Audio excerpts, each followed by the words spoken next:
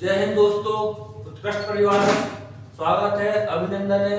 मैं प्रशांत चौधरी आपके बीच लेकर के आया हूँ नदियों से संबंधित वीडियो।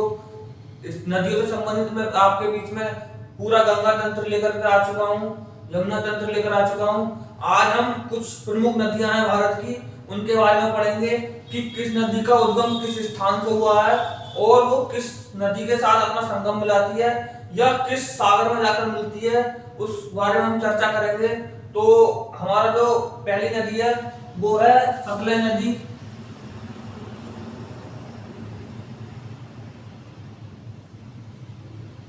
जो हमारी ये सतलज नदी है ये जम्मू कश्मीर लद्दाख वाले एरिया में बहती है और इसका जो उद्गम है वो कैलाश पर्वत के पास में एक ताल है, यानी कि झील ही है, वो उसे ताल कहते हैं। उसका नाम है राकस ताल। इसका जो उद्गम हुआ है वो राकस ताल से हुआ है और ये जो इसका संगम होता है, इसका संगम चिनाब नदी में होता है और ये जो नदी है ये जो हमारी शिवालिक श्रेणियां हैं, पर्वत श्रेणियां, जो हमने हिमालय की 4 श्रेणियां पढ़ी थी उनमें ही सबसे नीचे की साइड होती है शिवालिक श्रेणियां, उनको काटकर पंजाब में प्रवेश करती है। तो ये इसका एक नोट पॉइंट है, सतलज नदी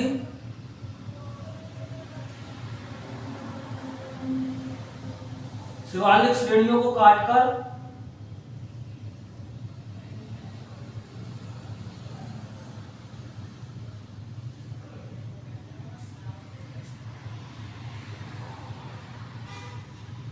पंजाब में प्रवेश करती है। ये इसका नोट पॉइंट है। इससे अगली नदी आती है हमारी सिंधु नदी।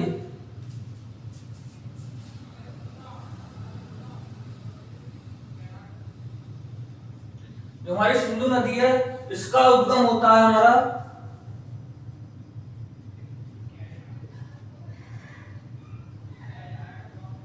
सानोख्या वाव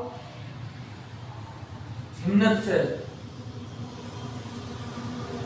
जो कि तिब्बत में है, उससे सिंधु नदी का उद्गम होता है और इसका जो मुहाना है ये अरब सागर में है। ये सिंधु नदी भारत और पाकिस्तान के बीच में बहती है। तो इस पर विवाद हुआ था 1972 में, तो उस विवाद पर समझौता हुआ था। उस समझौते के अनुसार क्या हुआ इस नदी का, उस बारे में जानकारी प्राप्त करेंगे।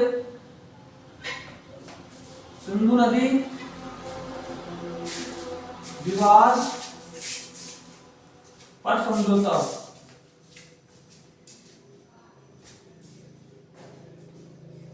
इस नदी पर जो विवाद हुआ था उसका समझौता ये हुआ था कि इसका 80% जल पाकिस्तान उपयोग करेगा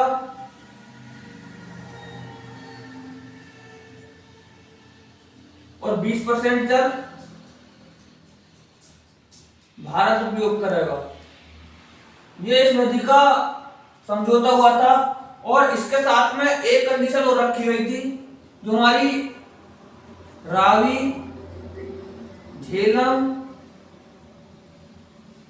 व्यास ये नदियां हैं, इनका 100% जल भारत उपयोग करेगा। इसका जो 100% जल होगा वो भारत उपयोग करेगा। ये सिंधु नदी विवाद पर जो समझौता हुआ था उसके अनुसार है ये। इससे अगली नदी आ जाती है हमारी रावी नदी।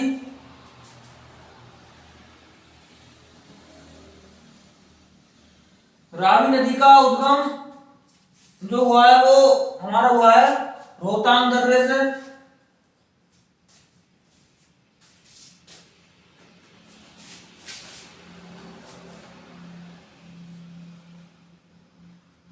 रोहतांग दर्रे से इसका उद्गम हुआ है और जो इसका संगम हुआ है वो हमारा सतलज नदी से इसका संगम हुआ है। इसका संगम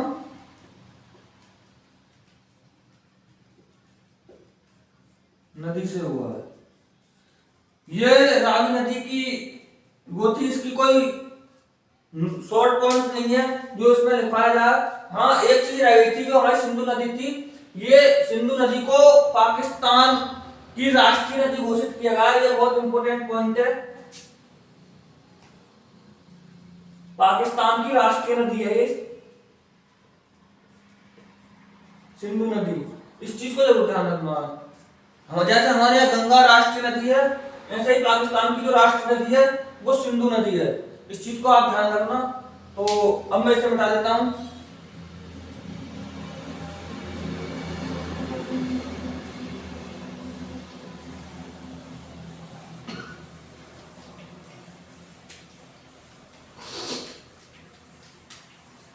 इससे अगली हमारी नदी आ जाती है ब्यास नदी।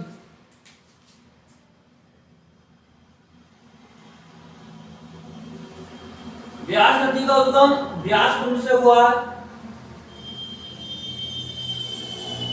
जो कि इसी के नाम पर ही है, ब्यास कुंड। और ये जो इसका संगम जो हुआ है, ये उद्गम हुआ है यहाँ पर, और इसका संगम जो हुआ है वो हुआ है सतलज नदी से।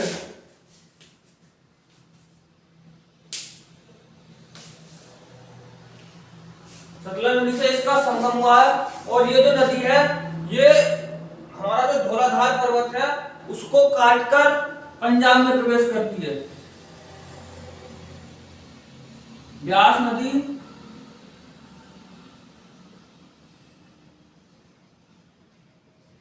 धौलाधार पर्वत को काटकर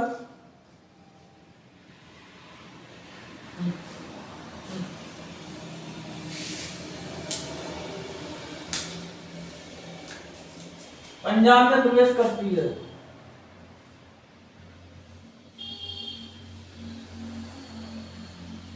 धौलाधार पर्वत को काटकर पंजाब में प्रवेश करती है, इसका शॉर्ट पॉइंट है। इससे अगली नदी है हमारी झेलम नदी।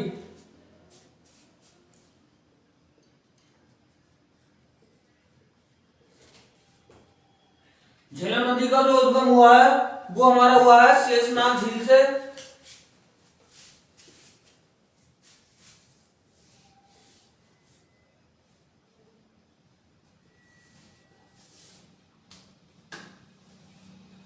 शेषनाग झील से इसका उद्गम हुआ है, और इसका जो संगम हुआ वो चिनाब नदी में इसका संगम हुआ है।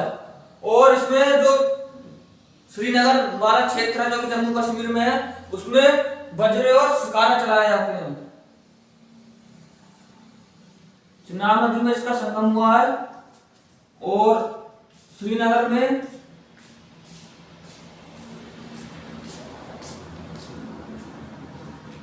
झेलम नदी में शिकारा और बजरे चलाए जाते हैं।